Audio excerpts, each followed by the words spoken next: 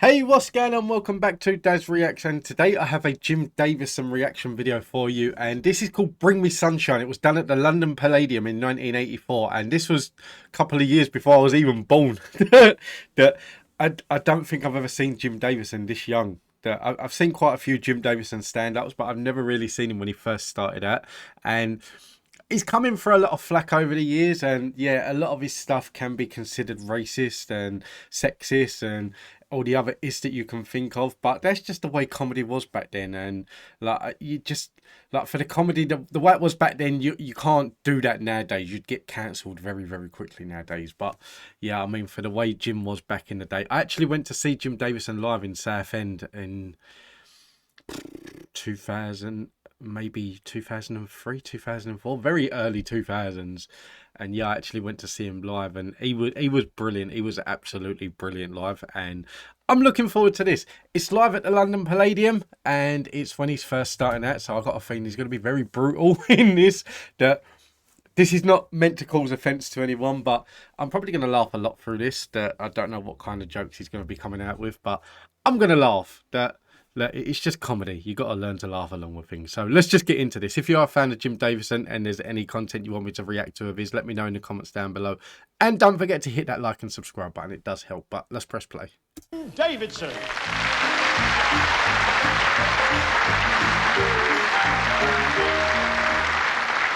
All right. What? You look all right. How's the front row? Hello. How are you? Splendid. Just checking out the B-day set. You know, the posh ones have highs, lounges, and B-days. Us poor people got to do handstand in the shower, but they have B-days. There we are.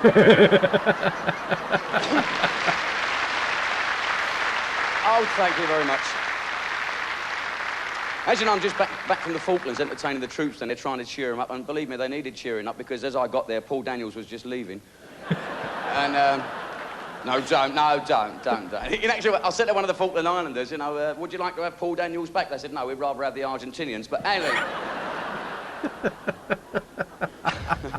haven't got any in, have we? Paul Daniels is the magician, if I'm thinking. You got to think a lot of these jokes are going to be. He might be talking about people from that was entertaining before I was even born, and some like into like the early 90s and that. But a lot of them would have retired as I was growing. But Paul Daniels, I'm sure, is the magician. No, talking of old acts. Sorry, Paul, if you're looking. Vaudeville and shows like this is a thing that sadly is dying for people of my age, you know. I mean, I've worked with some of the old vaudeville acts. Yeah, I worked with a bloke who had a tap dancing duck. You wouldn't believe this. It's unbelievable. Honestly, he was a Swedish fellow. He said, "Now the duck will tap dance on top of the piano for you, getting a flirt, sneer, getting a flirt, getting duck and dancing for it." And he played a piano, and his duck used to tap dance like that. It was quite hysterical. Anyway, the RSPCA banned him. This is gospel truth. They found out he had an hot plate. Anyway.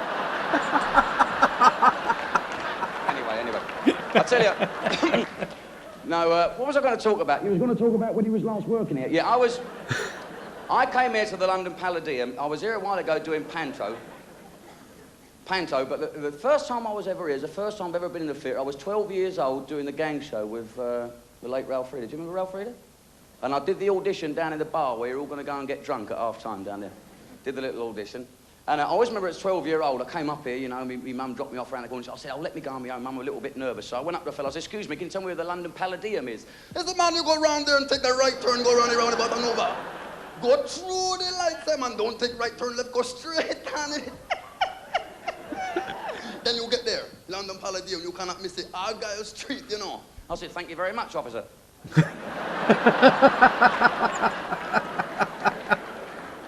That's it. That's his chalky, isn't it? His chalky character that he done. I think that's where a lot of people came in for like the racism part when he used to do that accent. But I don't know. I haven't really seen that much chalky to like draw a line as to whether it's racism or not. But it's just doing a voice. That's the thing that like I don't see how people could class it as racism just by doing the voice. But yeah, we'll see as we get more into his chalky. I've got some videos there of him doing chalky, so yeah, we're going to find out. We're going to make our own decisions based on that. No, the police have been nice to me. They looked after my driving licence for me for 18 months. You can always tell the police. It's the nice ones. Yeah. It seems with Jim Davidson that like it's like Jim Davidson racist, sexist, driving ban. that seems to have been his whole life. I always remember, I got pulled up once, you know, and there's always a little skinny copper with a pointed head that looks like a biro refill, you know what I mean? And he had terrible acne. I said, cool, your face is bad. He said, yeah, my wife's trying to teach me to eat with a fork.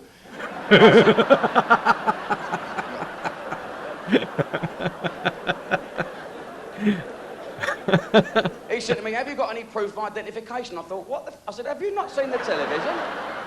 Did you know I was being all flash? So he made me sit in the car and I sat there. Well, they check out to Hendon Police College, you know, what you've been doing, all the rest of it. And I said, do you mind if I go to the toilet? He said, no, please yourself. So I went to the toilet, then I got out of the car. That's just how nasty they are. They walk around looking at your number plate. There's always two of them looking at your number plate, isn't there? You know what that is? One's good at numbers and the other one's good at letters. Have you not got that? They walk around with the Nicometer on. Nick, nick, nick, nick, nick, nick, nick, nick, nick. He said, your back light's not working. I said, I kicked it, it came on. He said, marvellous. Can you go around and kick the front, see if this year's tax comes up? I mean, it's unbelievable. And when you park outside here, you get clamped immediately. I hope certain people have made arrangements.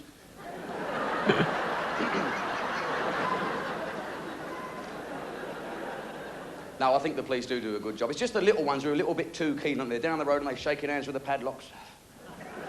Scratching their heads. This young cop, I thought, I'll find one. Nick, nick, nick, nick, nick. Oh, I got one. Ooh. He's seen a fella wobbling on his bike like that. He grabbed him. He said, oi, you're drunk. It's only the vicar. He said, I can't be drunk. I'm a vicar, man of the cloth. God is with me. He said, gotcha, two on a bike. Let's have you. Talking straight out. But now, you see... I'm trying to think, because obviously it's for the Jim Davidson, he swears a lot. This man's got a potty mouth, but I don't know if this was a different kind of show here, if it was like on the BBC, like before Watershed or anything. But I don't think I've actually heard him swear yet in this, which is it's not a bad thing for the video, but like I am actually listening out to see if I hear him swear. I always have a laugh with the police, but I'm invited to do policemen's balls and things like that. And I really have a good time. Where will we be? A policeman stopped me the other day. He said, are you drunk? I said, certainly not. He said, well, I am. Give us a lift back to the station. Do you know, there's a lot of crime that does go on, and without the police, where would we be? I knew a fella that walked into a Chinese restaurant with a shotgun. He said, oi, give us all the money. The bloke said, to take away?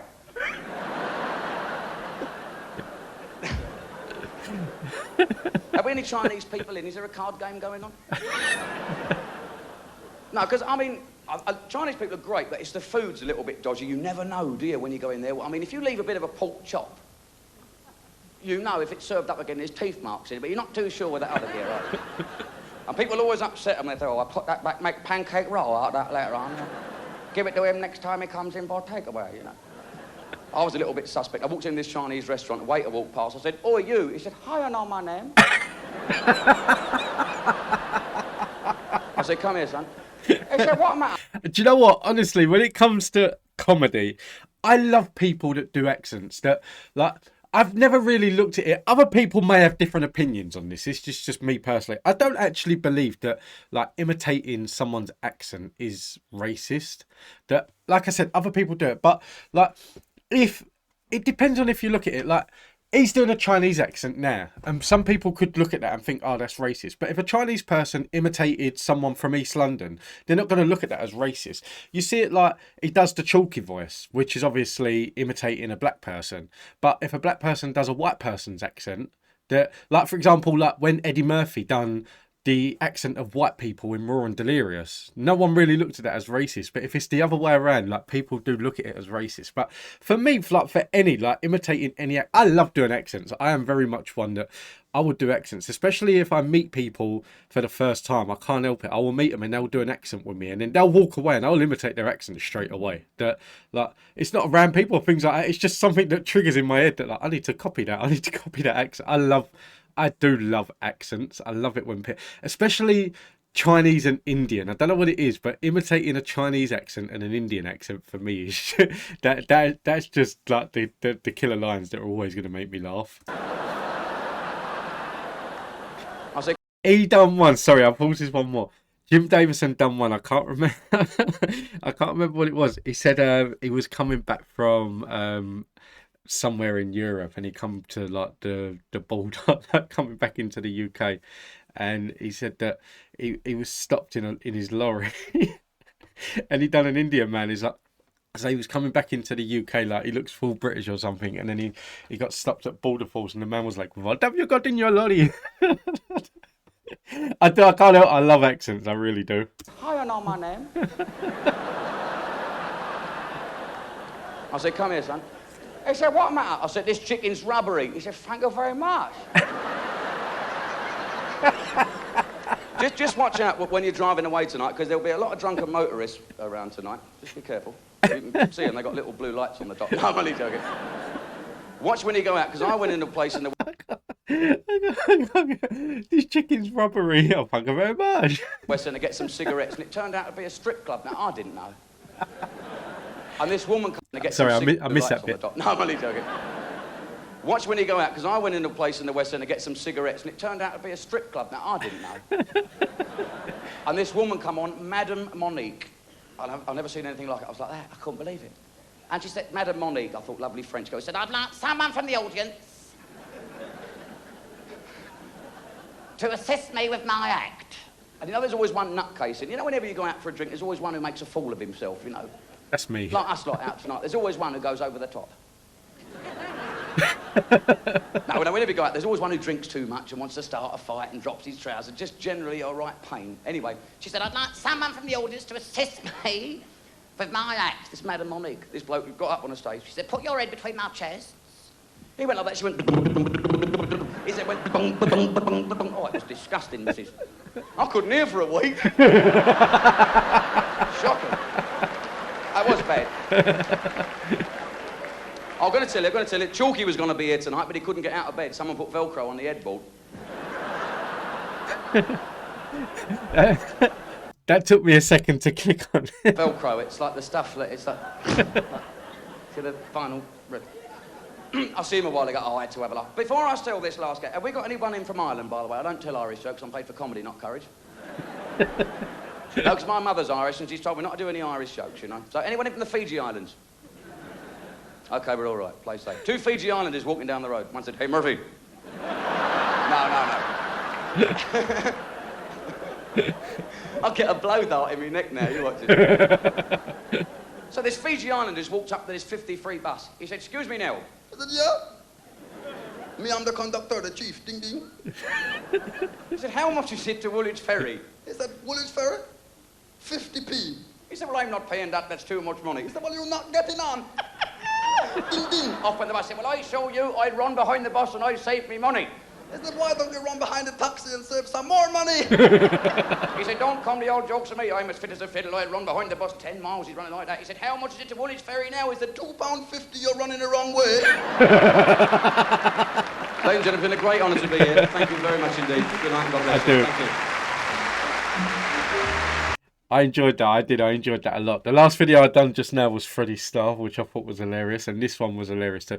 I am a big fan of Jim Davidson. I know that he's still doing like a lot of gigs and things like that. I've not long come back from Great Yarmouth, and he's still advertised there at Pleasure Beach.